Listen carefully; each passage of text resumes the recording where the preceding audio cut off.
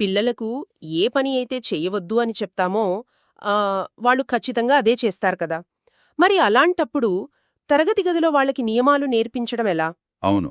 ఇది నిజంగా చాలా ఆసక్తికరమైన సవాలు. అంటే వాళ్ళకి వాళ్ళే తమ నియమాలు పెట్టుకునేలా ఒక బుజ్జి ప్రపంచాన్ని సృష్టించగలిగితే ఎలా ఉంటుంది? ఈనాటి మన ఈ లోతైన విశ్లేషణలో అంగన్వాడీ లేదా ప్రీస్కూల్ పిల్లల కోసం ఉద్దేశించిన ఒక చక్కటి అంశాన్ని చర్చిద్దాం. ఖచ్చితంగా. అంటే పిల్లలకు నిబంధనలు కఠినంగా విధించడం కంటే కూడా వాళ్ళను ఆ ప్రక్రియలో భాగస్వాములను చేయడమనేది ఎంతో మంచి పద్ధతి. ఈరోజు మనం విశ్లేషిస్తున్న కృత్యం పేరు తరగతి గది నియమాలను గోడ లేదా పోస్టర్పై తయారు చేయడం. ఓహో, తరగతి గది నియమాలను గోడపై తయారు చేయడం బావుంది.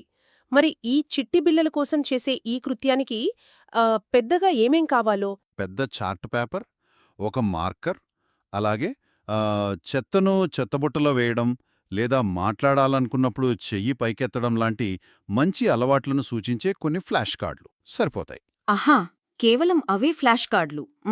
ఇక్కడే నాకొక చిన్న సందేహం. ఈ 3-4 పిల్లలకు నియమాలు, చార్ట్లు అంటే ఏమైనా అర్థమవుతాయా? మొదటిసారిగా అయితే అర్థం కావు. మరి వయస్సు 3-4 సంవత్సరాల పిల్లలతో ఈ కృత్యాన్నసలు ఎలా చేయించాలి? వాళ్ళకి కేవలం ఆడుకోవడం మాత్రమే తెలుసు కదా? చాలా మంచి ప్రశ్న.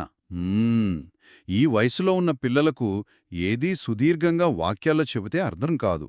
వారు కేవలం దృశ్యాల ద్వారా నేర్చుకునే దశలో ఉంటారు. రైట్, చూసి త్వరగా నేర్చుకుంటారు. అవును.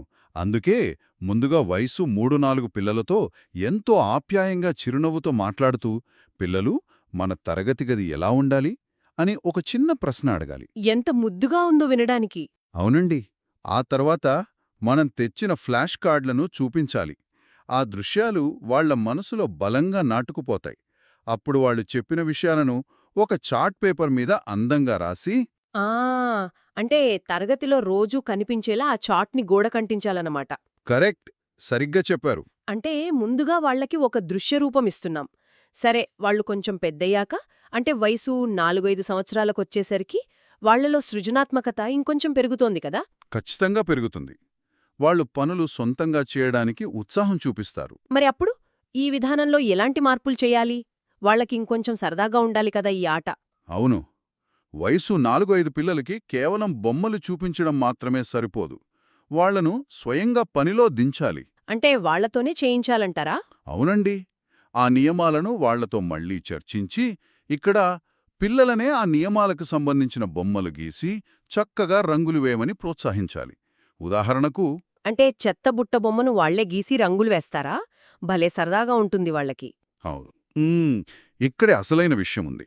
ఇలా వాళ్ల చేత స్వయంగా గీయించడం వల్ల ఆ నియమాలు మనవి అని వాళ్లు బలంగా భావిస్తారు. ఓహో, అంటే తమ వస్తువు అన్న భావన వస్తుందన్నమాట.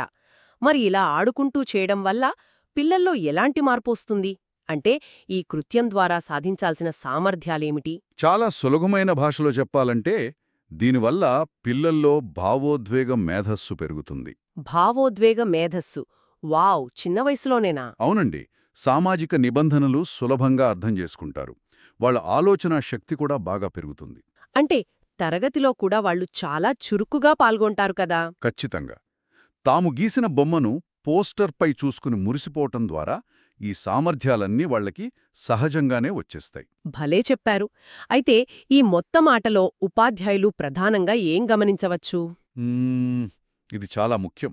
ఇక్కడ మనమేం గమనించవచ్చు అనేదానికొస్తే, పిల్లలు ఎంత చురుకుగా మాట్లాడుతున్నారు అనేది గమనించాలి. అంటే వాళ్ల మాటల తీరు, వాళ్ల ఉత్సాహం. అవును.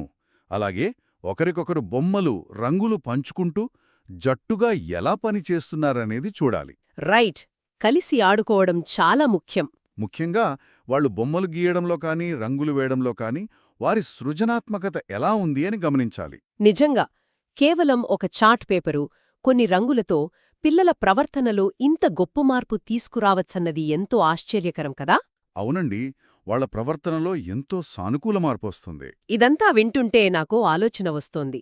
తరగతి గదిలో తమ రూల్స్ తామే స్వయంగా గీసుకున్న ఈ బుజ్జిపిల్లలు రేపు ఇంటి దగ్గర కూడా తమ పనులు తామే చేసుకుంటూ ఎంతో బాధ్యతగా ఉంటారేమో కదా?